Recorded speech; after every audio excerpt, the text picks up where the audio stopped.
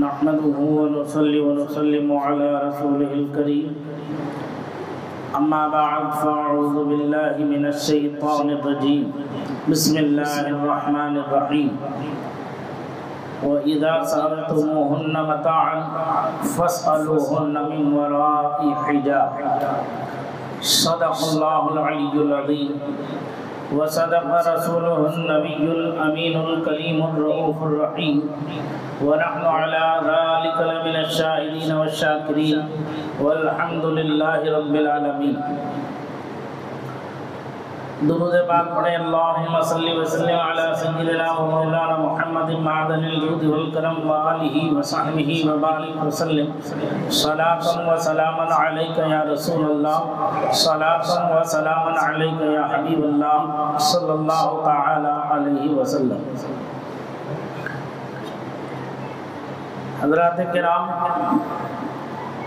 जैसा कि आप हज़रात को मालूम है,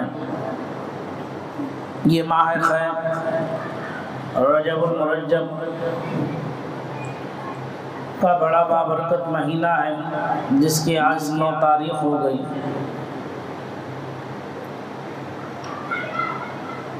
पिछले जुमे मैंने रजबुल मुरज्जब से मुताल्लिक़ कुछ गुफ्तगू करने का वादा किया था, लेकिन मुल्क के मौजूदा हालात के पेश नज़र हमारी मजहबी और मिली जिम्मेदारी बनती है कि हम कौम को मौजूदा हालात से कमा हक़ वाक़िफ़ कराएं और मुल्क में अमन व अमान के बहाल रखने में हमेशा से मुसलमानों ने नुमायाँ किरदार अंजाम दिया है, देते चले आ रहे हैं और अब भी दे रहे हैं। ये अलग बात है कि मुसलमानों पर आए दिन प्लानिंग के तहत जुल्म व सितम, जबर व इस्तिबदाद के पहाड़ तोड़े जा रहे हैं। लेकिन अफसोस का मकाम ये है कि मेरी कौम अभी ख्वाब गफलत में सो रही है, अभी भी होश में नहीं आती, अभी जागती नहीं। हाँ, अफसोस सद अफसोस है ऐसी कौम पर जो ख्वाब गफलत में है। अरे सोने वालों की बादशाहत खत्म हो गई। जो कल तख्तो ताज पर थे, आज वो कासा गदाई लिए हुए भीख मांगते फिर रहे हैं। जिन्होंने अल्लाह तबारक व तआला की अता करदा नेमतों के साथ खिलवाड़ किया, मजाक किया, उन नेमतों का मजाक उड़ाया और वक्त की कदर व कीमत न जानी, तो वक्त ने उन्हें ऐसी तबाही के दहाने पर खड़ा कर दिया, ऐसा बर्बाद कर दिया कि उनका नामो निशान भी आज तारीख में कहीं नजर नहीं आता।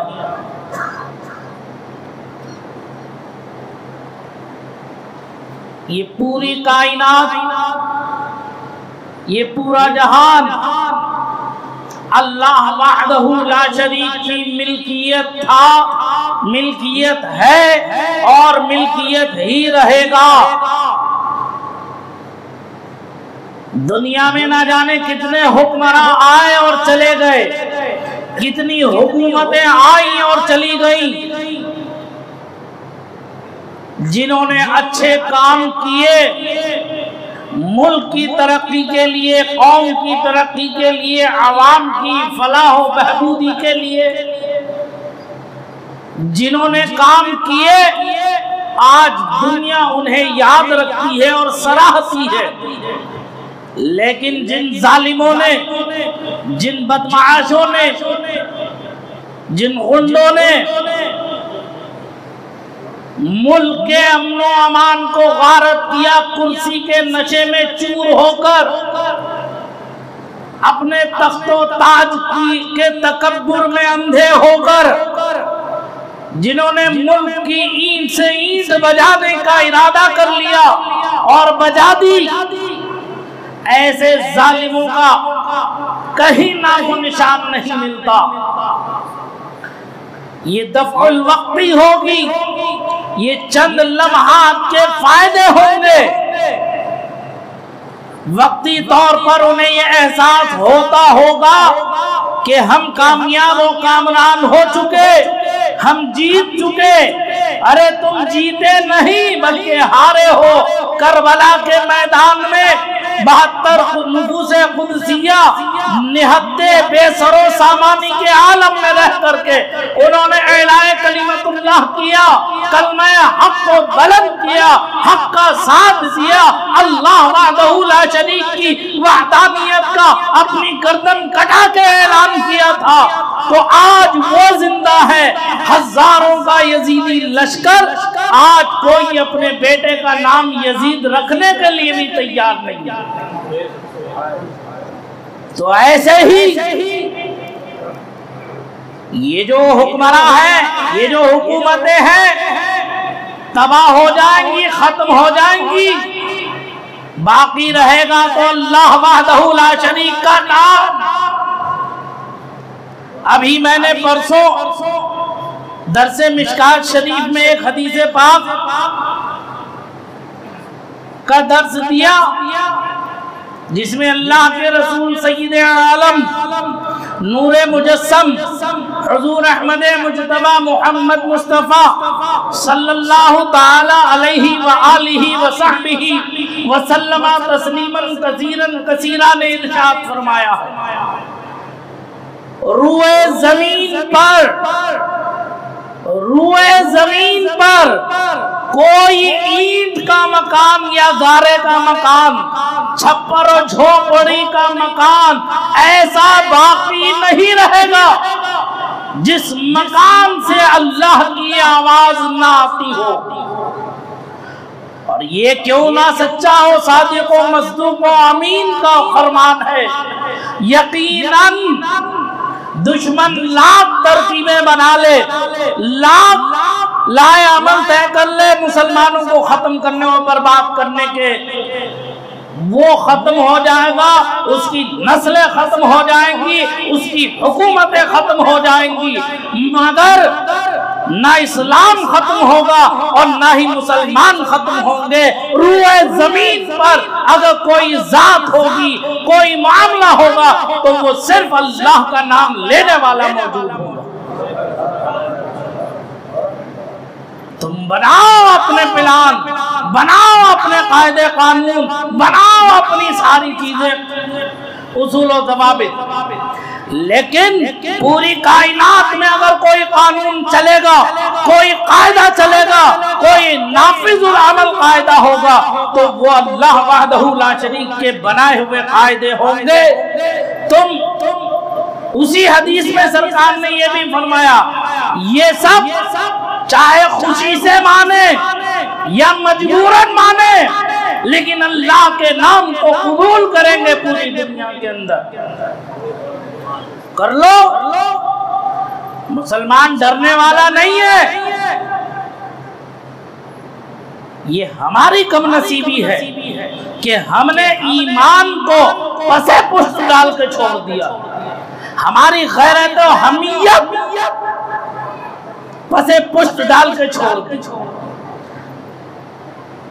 सरकार का फरमान है, मुसलमान वो है जिसकी जबान से और हाथ से दूसरा महफूज और सलामत रहे। आज हम अपनी चप्पलिशों में पढ़ने की वजह से, आज हम एक दूसरे की इज्जतों को नीलाम करने की वजह से, आज हम एक दूसरे के खून के प्यासे होने की वजह से, ये दरिंदे, ये भेड़िए, ये जंगल के कुत्ते हम पर भौंक रहे हैं, हम पर दौड़ पड़ रहे हैं। याद रखो मुसलमानों, इत्तेहाद जिंदगी है और इख्तिलाफ मौत है। हम किसी मजहब से नहीं कहते हमारे साथ शामिल हो जा, लेकिन सुनियो, तुम्हें क्या हुआ जो तुम सिलसिलों में झगड़े में पड़े हुए हो, खानकाही निजामों में उलझे हुए हो।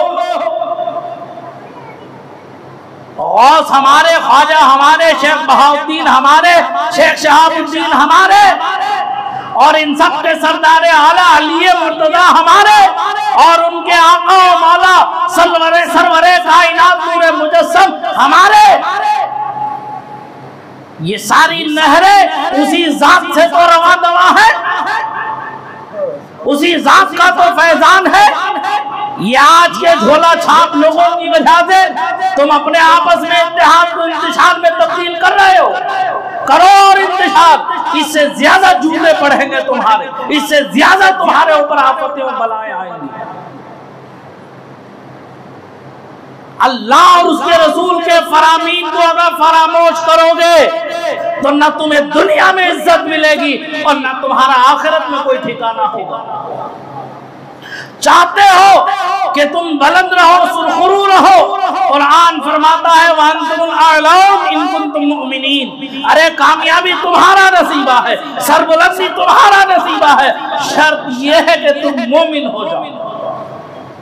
इन कुंतुम मोमिनीन, शर्त यह है कि तुम ईमान वाले हो जाओ, साहिब ईमान हो जाओ। तो फिर जो अल्लाह से डरेगा, जो अल्लाह वहदहू ला शरीक का खौफ अपने दिल में रखेगा, वो किसी से डरने वाला नहीं, किसी से डरने वाला नहीं। अरे वो मौत को भी खुशी खुशी गले लगाएगा। अरे मौत भी उस वक्त तक आएगी नहीं जब तक कि मेरा खालिक और मालिक न चाहे। दुनिया में किसी माँ ने ऐसा बच्चा नहीं जला है जिसके अंदर ये जुर्रत और हिम्मत हो कि वो हमें मार दे, हमें खत्म कर दे। किसी माँ ने ऐसा बच्चा नहीं पैदा किया है आज तक। हमारा ईमान, एतमाद अल्लाह, यकीन अल्लाह कुरान पर यह है इज़ा जाअ अजलुहुम ला यस्ताखिरून साअतन व ला यस्तक़दिमून।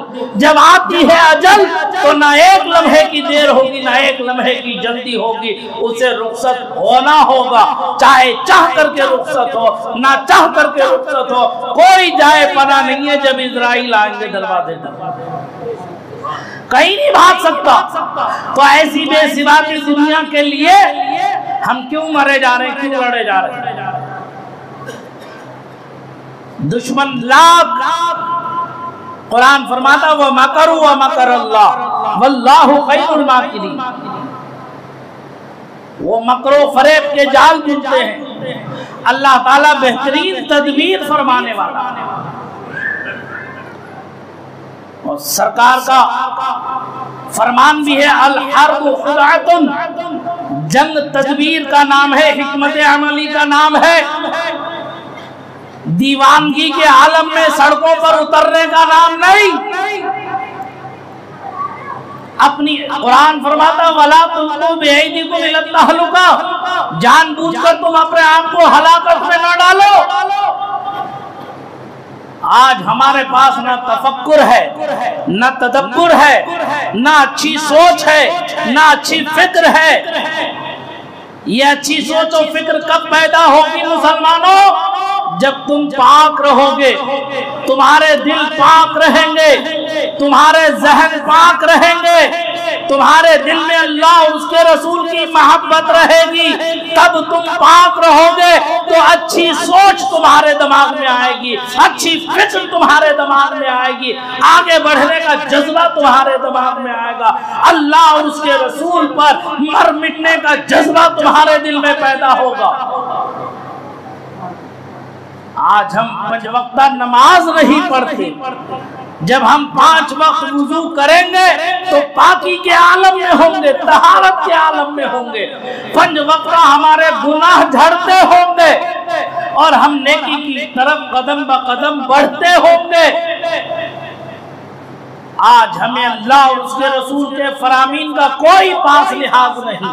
हम ऐसी वक्त गुजार रहे हैं, जिंदगियों को बर्बाद कर रहे हैं, जब दिमाग गंदे, सोच गंदी, फिक्र गंदी, जिस्म गंदा, तो कहां से तुम्हें भलाई मिलेगी, कहां से तुम्हें हिदायत मिलेगी? बहुत से लोग इल्ला चंद एक के वो ये समझते हैं कि मैं कुछ ज्यादा सख्ती इस्तेमाल करता हूं। अल्लाह की कसम, मैं तुम्हारा दुश्मन नहीं, मैं तुम्हारा दोस्त तुम मुहिब हो।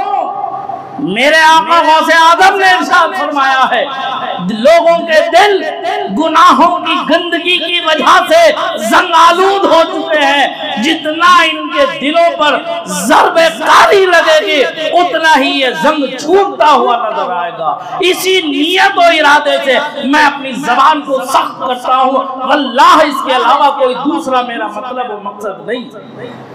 किसी की दिलादारी करना नहीं है, लेकिन अपने गरेबानों में झांको, मैं अपने गरेबान में झांकू, आप अपने गरेबानों में झांको। क्या हम आका में खुदाबंदी को बजा ला रहे हैं? इताअत खुदाबंदी में सरे तस्लीम को हम किया है कि नहीं किया? सोचो। आज इस मुल्क के अंदर मुसलमानों का जीना दूभर करके रख दिया इन चंद टके के गुंडों ने, बदमाशों ने। पूरी हुकूमतें, पूरी सियासी जमातें टुक टुक दीदम दम न कशीदम। मुसलमानों का क्या इस मुल्क में कोई हामी और मददगार नहीं है? सिर्फ वोट लेने के लिए मुसलमानों के दरवाजे पर आते हैं, और जब वोट निकल जाता है, मिल जाता है, तो पलट कर मुसलमानों की हालत जार पर कोई तवज्जो करने वाला भी नहीं है। तुम्हें क्या हो गया है? क्यों तुम नहीं सोचते समझते अपना हामी कौन है, मददगार कौन है? क्यों नहीं ख्याल करते? अगर इस मुल्क में रहना है, हालात इससे ज्यादा खराब होंगे, इससे ज्यादा पेचीदा होंगे। अगर तुम्हें इस मुल्क में सांस लेना है, अगर अपने बच्चों की, आने वाली नस्लों की तुम्हें हिफाजत करना है, तो मुल्क के आईन को पढ़ो, मुल्क के दस्तूर को समझो। तुम्हें जो हक मुल्क के आईन ने दिया है, जमहूरी हक, उस हक के लिए उठ खड़े हो, अपने हक को लो, लेकिन कानून के दायरे में आवाज को बुलंद करो। कानून की पासदारी रखते हुए अपनी आवाज हक को बुलंद करो।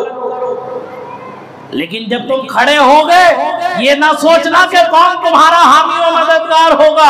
तुम्हें अल्लाह की जात पर यकीन होना चाहिए, लेकिन खड़े होने से पहले कुरान फरमाता है, वशाविरहुम फिल अम्र फइज़ा अज़मता फतवक्कल अलल्लाह व मन यतवक्कल अलल्लाह फहुवा हस्बुह। किसी मामले में बढ़ने से पहले अपने आपस में मशवरा कर लो। जब किसी एक मशवरे पर जम जाओ, फैज़ा अज़मता, जब तुम इरादा कर लो, फतवक्कल अलल्लाह, अल्लाह की जात में भरोसा करो। किसी सियासी पार्टी पे नहीं, किसी दूसरी कुव्वत और ताकत पे नहीं, अपने अल्लाह पर भरोसा करो। और कुरान फरमाता है, वमन यतवक्कल अलल्लाह फहुवा हस्बुह, जो अल्लाह पर भरोसा रखेगा अल्लाह उसके लिए काफी है। अरे जिसका अल्लाह मुईन और मददगार हो, वो कोई क्या उसका बाल बीबी का कर सकेगा? ऐसे बैठे जैसे मुर्दा दिल कब्रिस्तान में मैं गुफ्तगू कर रहा हूँ।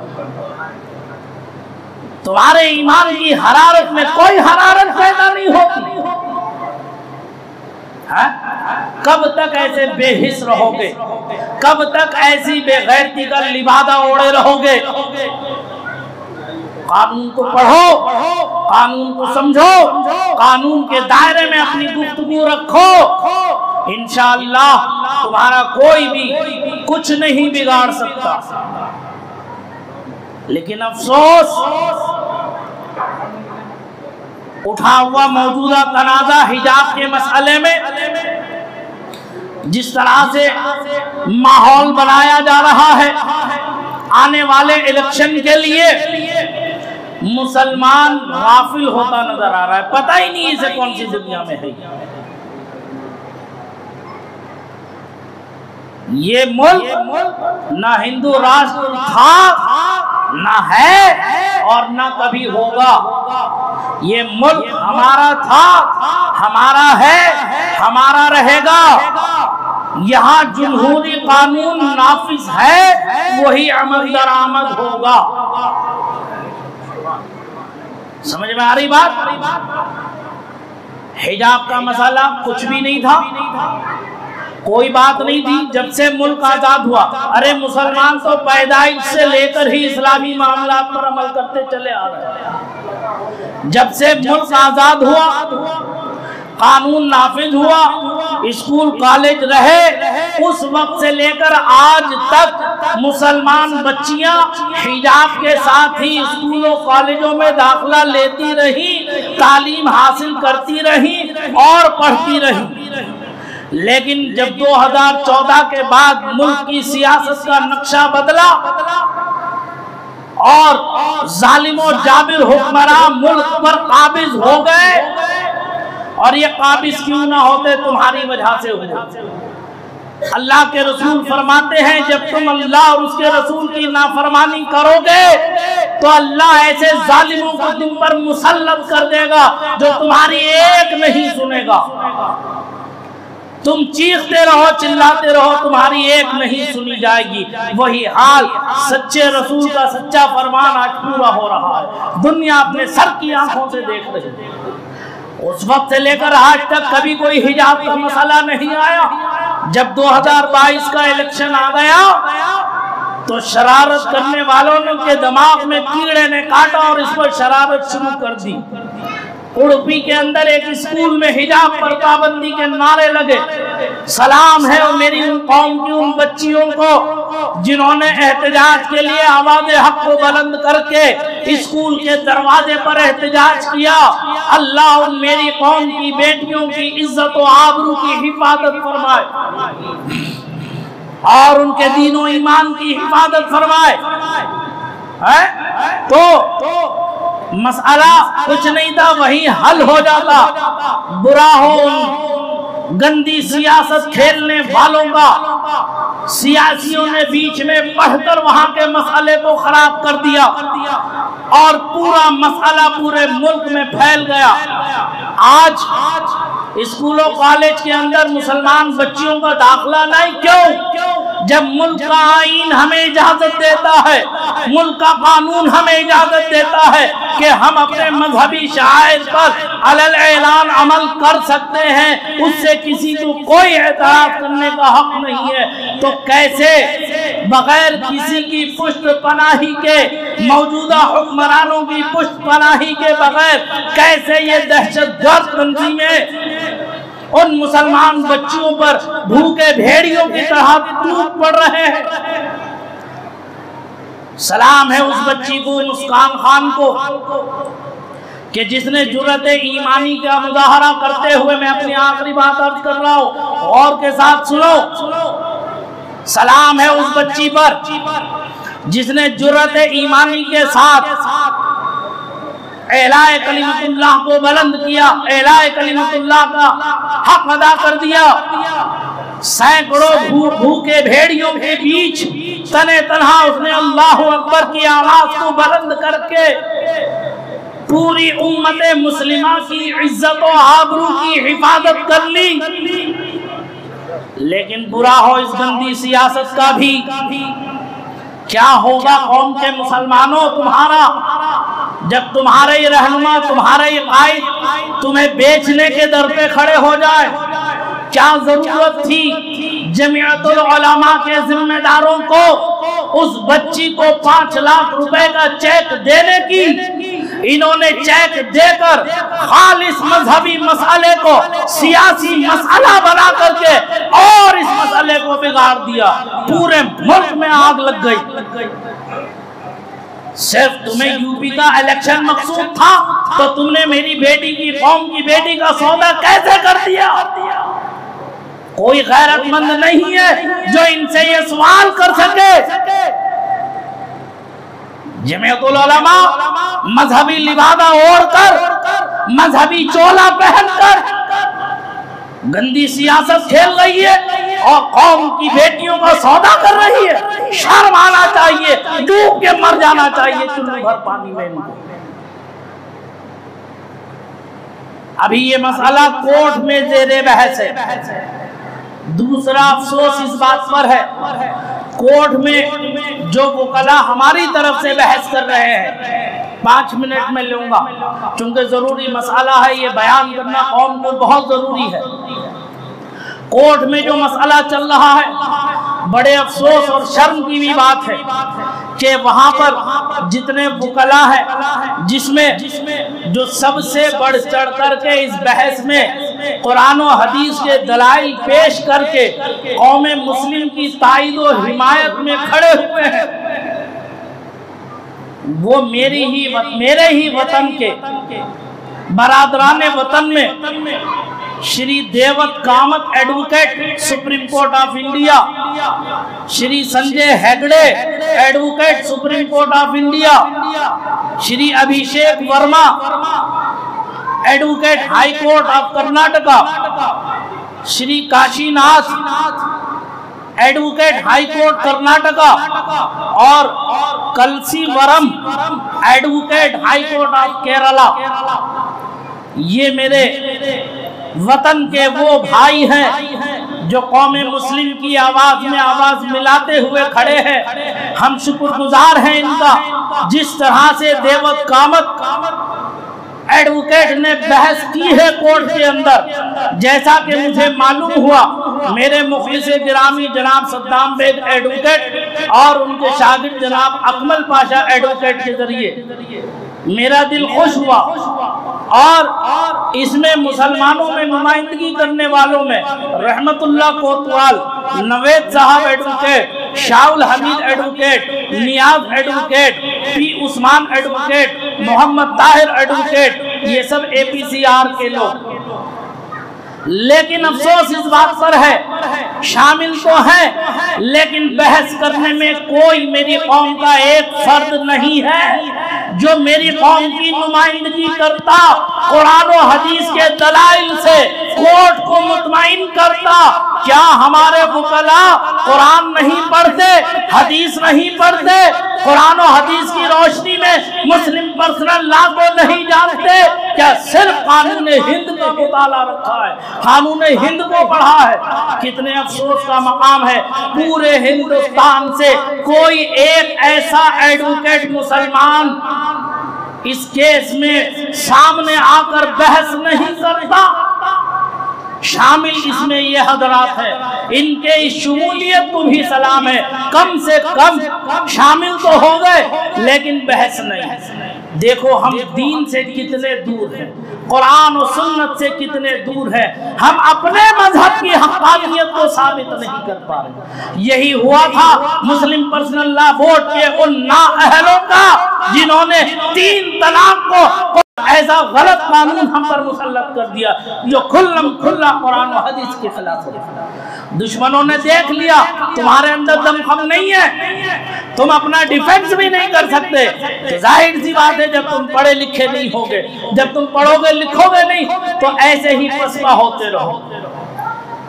अब भी वक्त है, संभलो, सुधरो, सोचो। जबकि एक और चीज मैं आखिरी अर्ज कर दूं, कर्नाटका एजुकेशन एक्ट 1983 के मुताबिक, 1983 के मुताबिक, 80/3 के मुताबिक उस कानून में तकरीबन 200 शिक़े हैं, जिसके अंदर एक शिक़ ये भी है कि अगर कोई लड़की शलवार जंपर पहनती है तो उसके साथ उसी कलर की ओढ़नी पहन सकती है। एक्ट समझ रहे हैं आप? कोई लड़की अगर शलवार जंपर पहनती है तो उसी के साथ वो ओढ़नी उसी कलर की पहन सकती है। और उसमें एक खास बात जो कही गई है वो ये है कि अगर स्कूल में वो बच्ची शलवार कमीज पहन करके आए और ओढ़नी ना ओढ़े तो उस पर उस स्कूल इंतजामिया कम से कम 25 रुपए का फाइन जुर्माना आयद करे उस बच्ची पर के वो ओढ़ के नहीं आए। ये कर्नाटका एजुकेशन एक्ट 1983 के तहत मौजूद है। जब ये भी मौजूद है और आईने हिंद भी हमें इजाजत देता है तो तुम्हें क्या परेशानी है कि तुम हमारे मुसलमान बच्चियों को जो है दुपट्टा सर पे रखने से मना कर दो? अभी ये केस कोर्ट में मौजूद है, इसलिए मैं कह रहा हूँ कि सब्र और तहम्मुल से काम लें। लेकिन इसका मतलब ख्वाब गफलत की चादर ओढ़ करके बैठ जाना ये नहीं है। कानून को पढ़ो, कानून को समझो, अच्छे वकला से मशवरा करके अगर अगला जो भी फैसला आए उस फैसले के लिए अपने आप को तैयार रखो।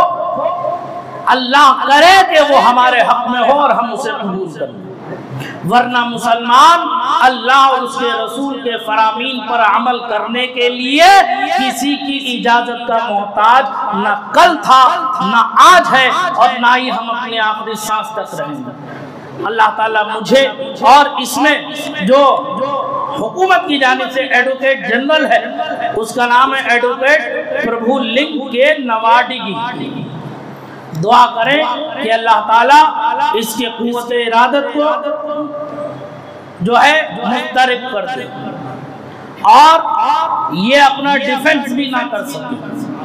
कुरान और हदीस के मुताबिक अल्लाह और उसके रसूल का फैसला जो है वही काबिल कबूल हो जाए और उसी पर अमल करने की हमें तौफीक रफीक अता फरमाए। जो कुछ कहा सुना उसमें लफ्ज़ी मानवी गलती हुई, अल्लाह ताला मुआफ़ फरमाए। और आप हज़रात से फिर कहूँगा, ये मुल्क हमारा है, हम इसके बाशिंदे हैं, इसके अमन व अमान को बहाल रखना हर हाल में हम पर लाज़िम और ज़रूरी है। किसी सूरत में अमन को गारत होने नहीं देंगे। दुश्मन चाहता यह है कि तुम बिदक जाओ, तुम होश खो जाओ और जोश में आकर तुम कोई गलत हरकत कर बैठो और वो उसी को कैच करके तुम पर एफआईआर पर एफआईआर दर्ज करा के तुम्हें सलाखों से पीछे डाल दे और तुम्हारे मुस्तकबिल को बर्बाद कर दे। दुश्मन की इस चाल को कभी कामयाब होने न देना, अमन व अमान को हर हाल में महफूज रखना। ये मुल्क हमारा है, हम ही इसके मुहाफिज और निगहबान है, लेकिन आने वाले हालात से बखूबी वाकिफ रहना, जहनी तौर पर तैयार रहना। अल्लाह ताला मुझे आप सबको जो है हिफ्ज़ व अमान, आफियत व सलामती में रखे। आमीन। व आखिर दावाना अल्हम्दुलिल्लाहि रब्बिल आलमीन। अस्सलामु अलैकुम व रहमतुल्लाहि व बरकातुहू।